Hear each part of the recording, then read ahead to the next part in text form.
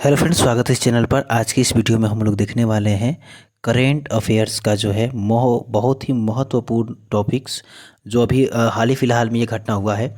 महिला आरक्षण बिल जो पास किया गया है, तो उससे जो भी प्रश्न बनने वाले हैं किसी भी एग्ज़ाम में, वो सारे प्रश्न जो है हम यहाँ पर लेकर आए हैं। ये जो है स्पेशल हम बीपीएससी के पर्पज़ से लेके आए हैं। जिन छात्रों का 30 सितंबर को एग्ज़ाम है बीपीएससी के, उनके लिए बहुत ही महत्वपूर्ण प्रश्न यहाँ लेकर आए हैं। तो चलिए हम प्रश्न देखते हैं। देखिए फ्रेंड्स, प्रश्न पूछा गया है कि महिला आरक्षण बिल क्या है। तो देखिए इसका जो राइट आंसर होगा बी होगा। देखिए, लोकसभा और विधानसभा में महिलाओं के लिए 1/3 आरक्षण प्रदान करने से संबंधित यह बिल है। कौन? महिला आरक्षण बिल जो है यह लोकसभा और विधानसभा में महिलाओं के लिए 1/3 आरक्षण प्रदान करने से संबंधित ये बिल है। चलिए इसके बारे में थोड़ा देख लेते हैं। देखिए, बात किया जाए कि महिला आरक्षण बिल 2023 जो अभी हम लोग पास किया गया है संसद के द्वारा, इसका इतिहास देख लेते हैं। ठीक है, तो देखिए एच.डी. देवगौड़ा सरकार ने 12 सितंबर 1996 में इस बिल को संसद में पेश किया था।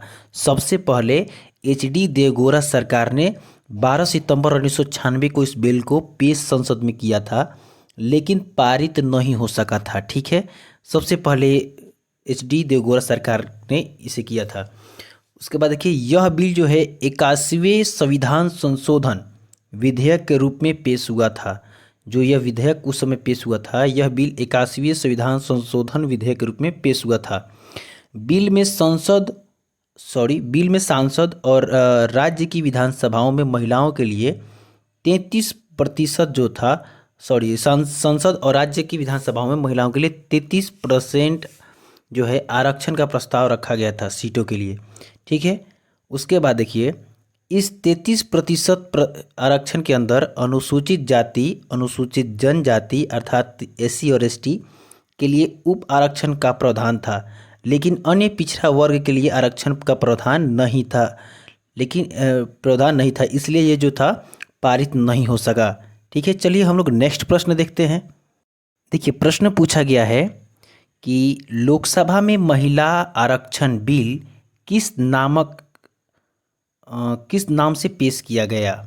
लोकसभा में महिला आरक्षण बिल जो है किस नाम से पेश किया गया है, ये भी प्रश्न बन सकता है और वीवीआई प्रश्न ये है। ठीक है, तो देखिए, नारी शक्ति वंदन अधिनियम 2023 के नाम से यह प्रसिद्ध हुआ है, पेश किया गया है। ठीक है, पेश किया गया है लोकसभा में। अगला प्रश्न देखते हैं। देखिए, प्रश्न पूछा गया है कि लोकसभा में महिला आरक्षण बिल नारी शक्ति वंदन अधिनियम 2023 किसने पेश किया। यहाँ से भी प्रश्न बन सकता है कि लोकसभा महिला आरक्षण जो बिल है, जिसे हम लोग नारी शक्ति वंदन अधिनियम 2023 के नाम से जानते हैं, इसको किसने पेश किया। तो अर्जुन राम मेघवाल ने इसे पेश किया।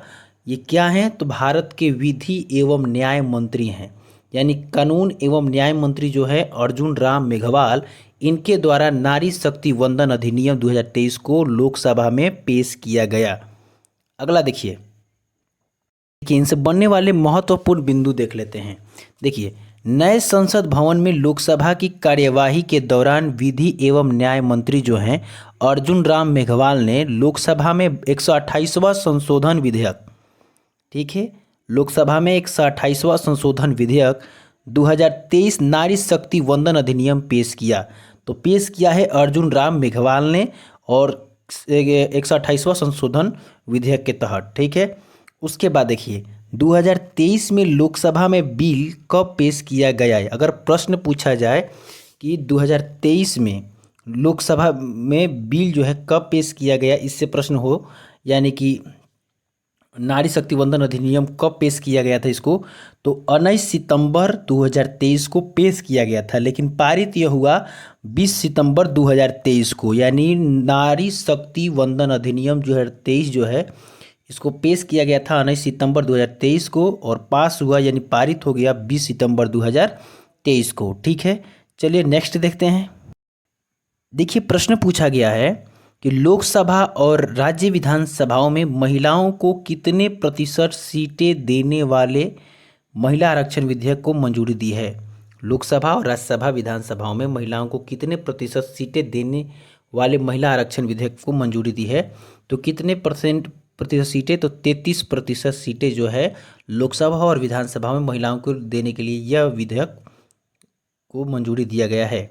ठीक है, देखिए प्रश्न पूछा इससे कौन कौन से प्रश्न बन सकते हैं, पॉइंट्स बन सकते हैं। तो देखिए 33% यानी कि लोकसभा में 543 सीटें हैं। वर्तमान में अभी कितने सीटें हैं? तो 543 है।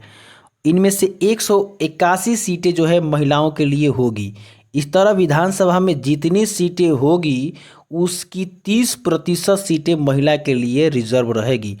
ठीक है, यानी लोकसभा में भी 33% और विधानसभा में भी 33% महिलाओं के लिए सीट रिजर्व रहेगी इस अधिनियम के तहत। और ये वर्तमान में 543 लोकसभा की सीटें हैं, जिनमें से 181 सीटें अगर यह विधेयक पास हो जाता है राष्ट्रपति के हस्ताक्षर के बाद, तो 181 सीटें महिलाओं के लिए आरक्षित होगी। ठीक है, देखिए अगला जो प्रश्न है, नई संसद भवन में पेश होने वाला पहला बिल कौन सा बना है? देखिए ये भी प्रश्न बहुत ही इम्पोर्टेंट है। यह किसी भी एग्ज़ाम में पूछा जा सकता है जिससे करंट अफेयर से प्रश्न होता है। ठीक है, ये खासकर हम लेकिन बीपीएससी के लिए बनाए हैं, लेकिन ये अन्य एग्जामों के लिए भी फायदेमंद है। ठीक है, तो देखिए प्रश्न पूछा गया है कि नई संसद भवन में पेश होने वाला पहला बिल कौन सा बना है? तो देखिए ये जो पहला जो बिल बना है, नारी शक्ति वंदन अधिनियम 2023 जो है, यह बिल मतलब कि पेश होने वाला पहला बिल है ये। ठीक है, नई संसद भवन में। चलिए देखते हैं नई संसद भवन से कौन कौन से प्रश्न बन सकते हैं। देखिए पूछा जाए नई संसद भवन से प्रश्न पूछा जाए कि उद्घाटन इसका कब हुआ था? तो देखिए 28 मई 2023 को इसका उद्घाटन नरेंद्र मोदी द्वारा कराया गया था। तथा इस संसद भवन का जो नई संसद भवन है उसका डिज़ाइन किसने दिया था? तो HCP डिजाइन्स ने इसका डिज़ाइन दिया था, जो कि गुजरात की कंपनी है।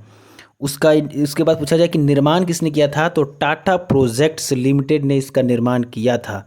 और इसका वास्तुकार पूछा जाए तो कौन थे वास्तुकार? तो बिमल पटेल जो थे इस नई संसद भवन के वास्तुकार थे।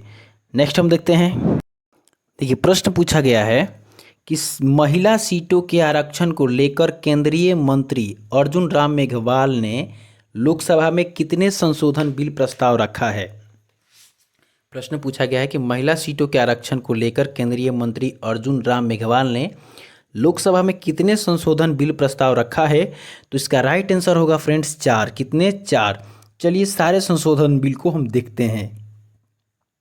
देखिए पहला संशोधन बिल के बारे में देखते हैं। तो पहले क्लॉज आर्टिकल 239 में 239AA जोड़ा जा रहा है, जिसके तहत नेशनल कैपिटल दिल्ली की असेंबली में भी महिलाओं के लिए 33% रिजर्वेशन सुनिश्चित होगा। दूसरा जो संशोधन बिल है, इसके क्लॉज 3 के अंतर्गत जो है आर्टिकल 330 में 33A सेक्शन जोड़ा गया है, जिसके तहत महिलाओं के लिए लोकसभा में 33% सीटें होगी। ठीक है, जिसके तहत महिलाओं के लिए लोकसभा में 33% सीटें जो है होगी। उसके बाद अगला जो है तीसरा संशोधन बिल देखा जाए तो तीसरे संशोधन बिल के क्लॉज 4 के मुताबिक संविधान के आर्टिकल 33(2) के बाद एक नया आर्टिकल 33A जोड़ा जा रहा है, जिसके तहत महिलाओं के लिए राज्यसभा में 33% सीटों का प्रावधान महिलाओं के लिए होगा। फिर चौथा जो संशोधन है, इसके क्लॉज 5 के मुताबिक संविधान का आर्टिकल 33(4) के बाद एक नया आर्टिकल 33A जोड़ा जा रहा है, जिसके अनुसार महिलाओं के लिए आरक्षण 15 साल के लिए प्रभावी रहेगा। इसके बाद समय के लिए आरक्षण बढ़ाने का अधिकार संसद के पास होगा। यह जो बिल पास हो रहा है 15 सालों के लिए ही प्रभावी रहेगा। इसके बाद और समय के लिए जो है समय के लिए आरक्षण बढ़ाने का जो अधिकार है संसद के पास होगा। तो ये याद रखिएगा। चलिए हम लोग नेक्स्ट देखिए। इस बिल के लागू होने में लंबा वक्त लग सकता है। जब जनगणना और लोकसभा की सीटों का परिसीमन होगा तब ये कानून लागू होगा, यानी 2024 में लोकसभा चुनाव में महिलाओं के लिए यह आरक्षण नहीं होगा। ठीक है। देखिए, नारी शक्ति वंदन अधिनियम 2023 के कानून बनने के बाद यह कितने राज्यों और केंद्र शासित प्रदेश में लागू होगा? तो नारी शक्ति वंदन अधिनियम 2023 का जो है कानून जो बनने के बाद यह 28 राज्य और 8 केंद्र शासित प्रदेशों में लागू होगा। देखिए प्रश्न, देखिए दोनों सदनों में स्पेशल मेजोरिटी के पास जो है पास हो जाने के बाद यह बिल कानून बनता है। ठीक है, दोनों सदन अर्थात लोकसभा और राज्यसभा में यह पास होने के बाद ही यह बिल कानून बनता है। याद रखिएगा, पास होने के बाद इस पर राष्ट्रपति का सिग्नेचर मायने होता है। राष्ट्रपति का सिग्नेचर जब हो जाता है तो कोई भी बिल जो होता है कानून बन जाता है। ठीक है, तो ये सभी राज्यों में लागू होगा और सभी केंद्र शासित प्रदेशों में भी लागू होगा। देखिए, संविधान के किस अनुच्छेद के अनुसार संविधान के किस अनुच्छेद के अनुसार अगर केंद्र सरकार के कानून से राज्य सरकारों के अधिकारों पर कोई प्रभाव पड़ता है तो ऐसे मामलों में कानून बनाने के लिए कम से कम 50% विधानसभाओं की मंजूरी लेनी होगी। अनुच्छेद 368 के तहत, अनुच्छेद 368 के तहत जो है केंद्र सरकार के कानूनों से राज्य के अधिकारों पर अगर कोई प्रभाव पड़ता है तो ऐसे में मामलों में कानून बनाने के लिए कम से कम 50% विधानसभाओं की मंजूरी लेनी होगी 368 के तहत। ठीक है, देखिए अगर केंद्र सरकार को यह कानून देश भर में लागू करना है तो इसे कम से कम 14 राज्यों की विधानसभाओं से पास करना होगा। कम से कम इसे 14 राज्यों की विधानसभाओं से पास करना होगा, ये याद रखिएगा। देखिए, नारी शक्ति वंदन अधिनियम 2023 के कानून बनने के बाद इनमें से किस में आरक्षण नहीं मिलेगा? तो देखिए, नारी शक्ति वंदन अधिनियम 2023 के कानून बनने के बाद राज्यसभा और विधानसभा परिषद में जो है आरक्षण नहीं मिलेगा। ठीक है, राज्यसभा और विधानसभा परिषद में आरक्षण नहीं मिलेगा। देखिए, इस बिल के कानून बनने के बाद महिलाओं को आरक्षण सिर्फ लोकसभा विधानसभाओं में ही मिलेगा।